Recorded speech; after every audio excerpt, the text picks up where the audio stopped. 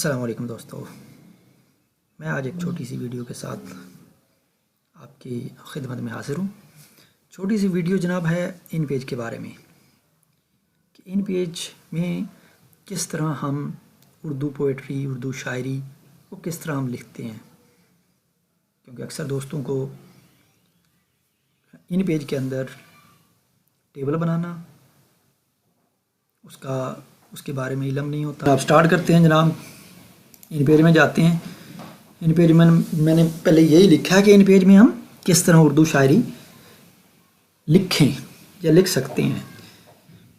तो लिखने के लिए जो मेरे पास सबसे बेहतर तरीका या आसान टिप है वो ये है कि आप इंसर्ट में जाएं, टेबल क्रिएट कर लें, एक रो और 3 कॉलम्स को सिलेक्ट करके ओके कर दें।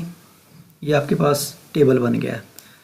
और जैसा कि दोस्तों को मालूम है कि ये जो टेबल है, अगर हम प्रिंट करते हैं तो ये टेबल प्रिंटिंग में शो नहीं होता। ये टेबल प्रिंटिंग में शो नहीं होता, ठीक है। अगर आप टैब देंगे तो इस तरह जो आपने पहले रो में सेटिंग की होगी वही दूसरी रो में सेटिंग आ जाएगी। यहाँ पे देखें ज़रा, अभी उसका फ़ॉन्ट जो है वो मैंने 12 रखा हुआ है।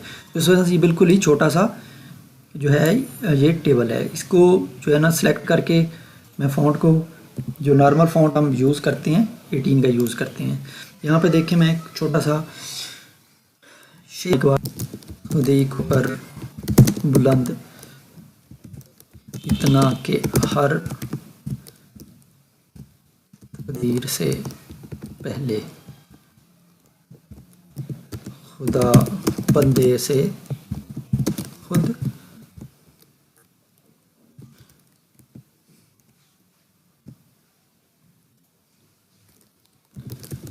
पूछे, बता तेरी रज़ा क्या है। ये एक मैंने शेर टाइप किया है। अब इसको आसानी के साथ जो है आप जस्टिफिकेशन कर सकते हैं।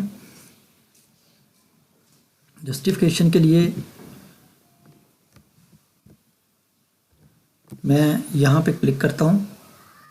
ये देखें, ये मैंने क्लिक किया है और ये जो मेरा शेर है ये, अब अगर इसमें जूम करके मैं देखता हूँ तो